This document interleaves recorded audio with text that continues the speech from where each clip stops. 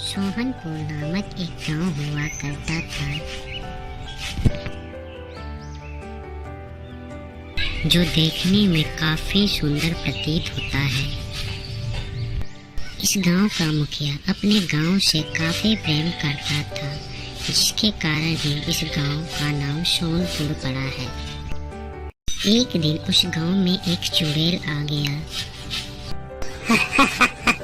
अब ये गांव तुम लोग खाली कर दो, ये गांव मेरा है। उस गांव में उस चुड़ैल ने अपना कब्जा जमा लिया। मालिक, इस गांव में एक चुड़ैल आ गई है, जो अपनी शैतानी शक्ति से आतंक फैला रही है। हमें बचाइए मालिक, हमें बचाइए।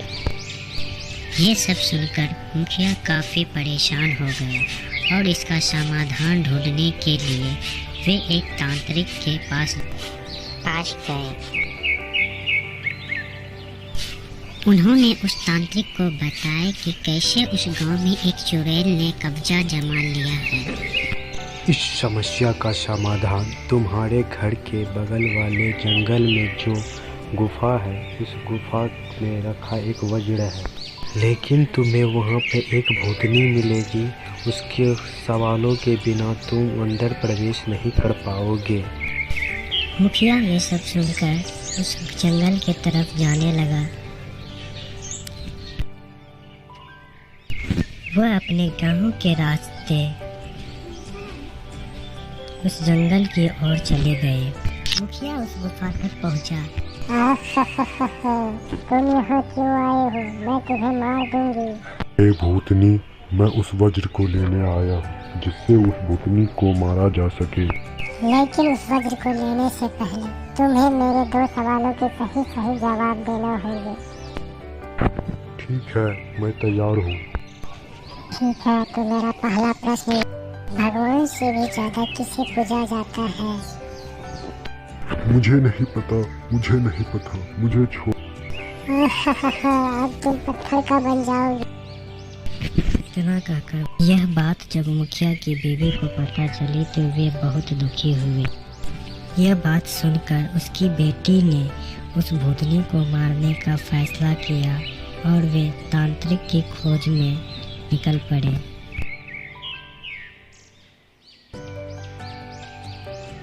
कुछ देर बाद उससे वह तांत्रिक मिले और वे बताए कि वो इस गांव के मुखिया की बेटी है।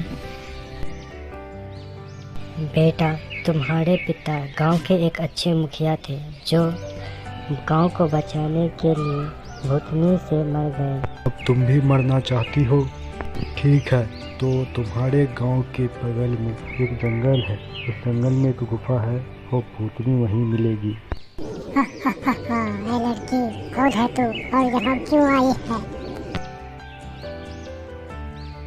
मैं वो अस्त्र लेने आई हूँ जिससे उस भूतनी का नाश हो सके। उस अस्त्र को लेने से पहले तुम्हें मेरे 2 सवालों के जवाब देने होंगे। ठीक है, मैं तैयार हूँ। भगवान से भी ज्यादा कौन पूजनीय होता है? भगवान से भी पूजनीय ज्यादा माता पिता होते हैं। बहुत बढ़िया। अब मेरा दूसरा प्रश्न का जवाब दो। वह क्या है जो किसी के भरोसे नहीं रुकता? समय है जो किसी के भरोसे नहीं रुकता। खूब, बहुत खूब। मैं प्रसन्न हुई और तुम वो अस्त्र के लायक बन गई हो। मैं खुद तुम्हें वो अस्त्र देती हूँ, ये लो। इस अस्त्र के वार से मेरी बहन मेरे पास वापस आ जाएगी और तुम्हारे पिता भी जीवित हो। मुखिया की बेटी ने उसे बहुत समझाया, लेकिन वो नहीं मानी और उसने उस अस्त्र पर वार कर दिया। नहीं। और फिर भूतनी की बहन वहां आने के बाद मुखिया के जीवन दान दे दिया और मुखिया खुशी खुशी घर की तरफ चले गए। और फिर उस गांव का मुखिया देखभाल उस गांव की अच्छी तरह से करने लगा।